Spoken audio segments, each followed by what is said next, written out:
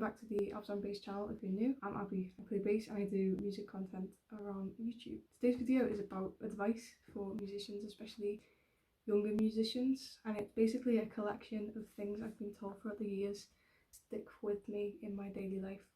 The first one, if you notice me looking down, it's because I have a notepad just out of camera so I know what to say and so I don't miss any of my point. The first piece of advice I had was when I was about 12.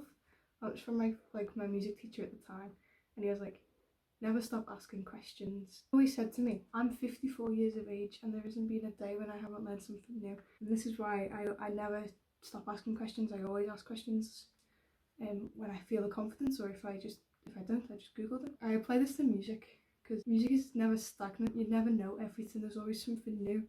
So there could be a new technique, a new song, a new way of writing, even a new chord or like harmony device or like theory thing.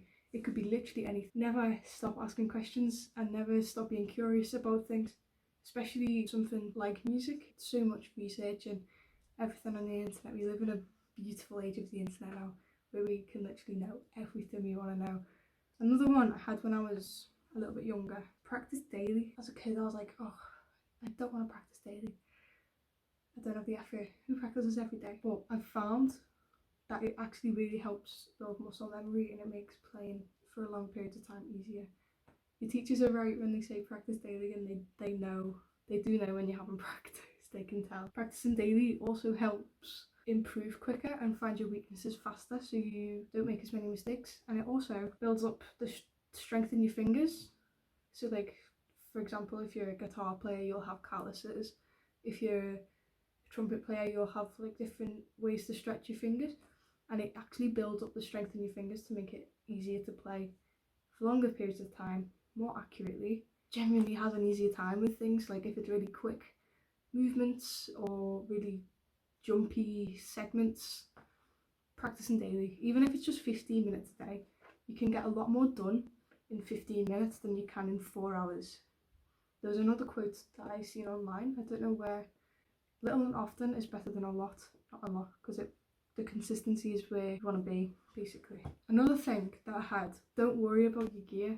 If you can play a really bad guitar and make it sound good, it's better than having a really good guitar and not know how to play it. Let's say I'm trying to build a bench. I've got all the best wood, all the best tools, all the best nails.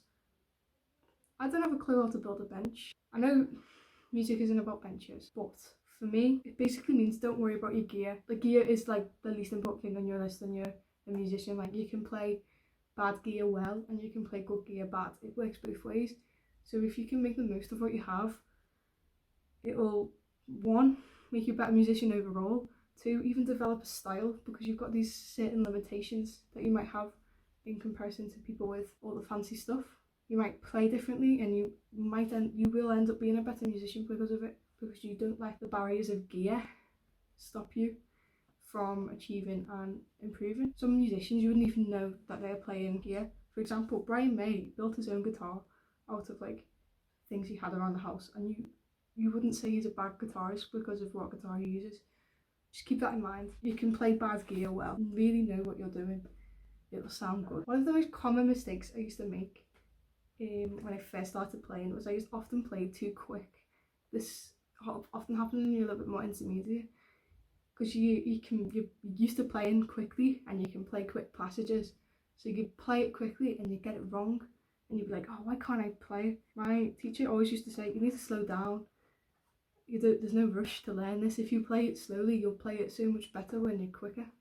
And it was absolutely right. Like, when you play quickly, you forget about details and intonation and articulation, all the fine details of maybe a small section. You forget about all them. Playing slowly increases accuracy, fluency, and memory. Again, it's all down to the memory and accuracy, because if you play something slowly, it's more accurate and you can pay attention to the details and the tricky parts of it, and then you will eventually play it quicker. And then when you do play it quicker, it will be easier overall. So just practice slowly until you can actually play it with your eyes closed. I was told this quite recently, actually, the next one. He said, treat it like a job or a university degree. You might be thinking, but this is just what I do for fun.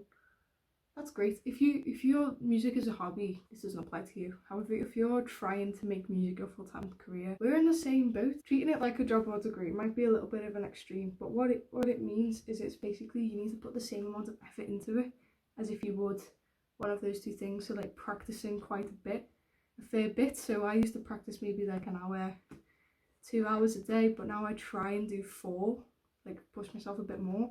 And I'll think throughout the week, I think I do about 24 to 30 hours of practice, and I've noticed an incredible difference. I've made this change super recently, like the past couple of months, practicing a bit more when I have the time, and my skills have really improved drastically. Treating it like a job or a degree also helps you map out the intensity of what it might be if it were your full-time thing. So like constantly working with different people, constantly learning new things, constantly learning different songs, writing, recording, all this crazy stress that you will just end up being used to because it's what you've been doing, because you've been treating it like a job this whole time. That's also important because when you start thinking of it like a job, you have a higher chance of it actually working out. Anyways, that concludes today's video. Thanks you for watching. I would love if you would comment down below a piece of advice you would love to have known when you were younger.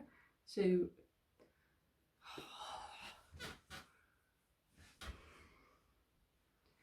thanks for watching. I hope you enjoyed and I hope this was really learned a bit of something. Like and subscribe. If you have any advice that you would give to your younger self when you was first starting to play music, I'd love to see them in the comments. See you soon.